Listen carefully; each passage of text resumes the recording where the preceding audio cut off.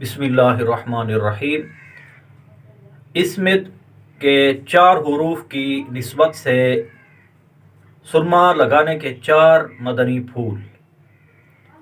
Number 1، سنن ابن ماجہ کی روایت میں ہے، تمام سرموں میں بہتر سرما اسمد ہے کہ یہ نگاہ کو روشن کرتا اور پلکیں اگاتا ہے۔ سنن ابن ماجہ جلد نمبر 4 صفحہ نمبر 115۔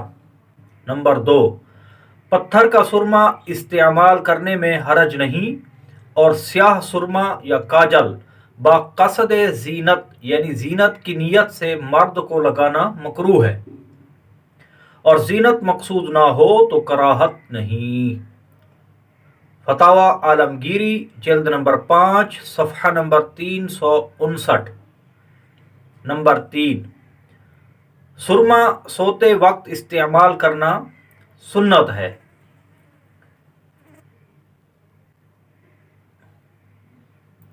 نمبر 4، سرما استعمال کرنے کے 3 منقول طریقوں کا خلاصہ پیش خدمت ہے۔ نمبر 1، کبھی دونوں آنکھوں میں 3 سلائیاں، یعنی ایک طریقہ یہ ہے کہ بسم اللہ الرحمن الرحیم پڑھ کر 3 سلائیاں ایک آنکھ میں، اسی طرح 3 دوسری آنکھ میں، یہ ایک طریقہ ہو گیا۔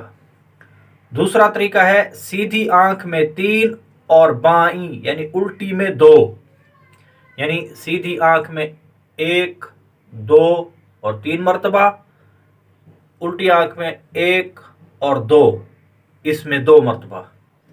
تیسرا طریقہ، تو کبھی دونوں آنکھوں میں 2 اور پھر آخر میں 1 سلائی کو سرمے والی کر کے اسی کو باری باری دونوں آنکھوں میں لگائیے۔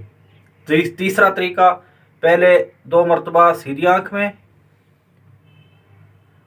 2 مرتبہ الٹی آنکھ میں، پھر سلائی کو سرمے دانی سے لگا کر اسی ایک ہی سلائی کے ساتھ سیدھی آنکھ میں بھی ڈالیے اور الٹی آنکھ میں بھی ڈالیے۔ یہ سرما لگانے کی 3 سنتیں ہیں۔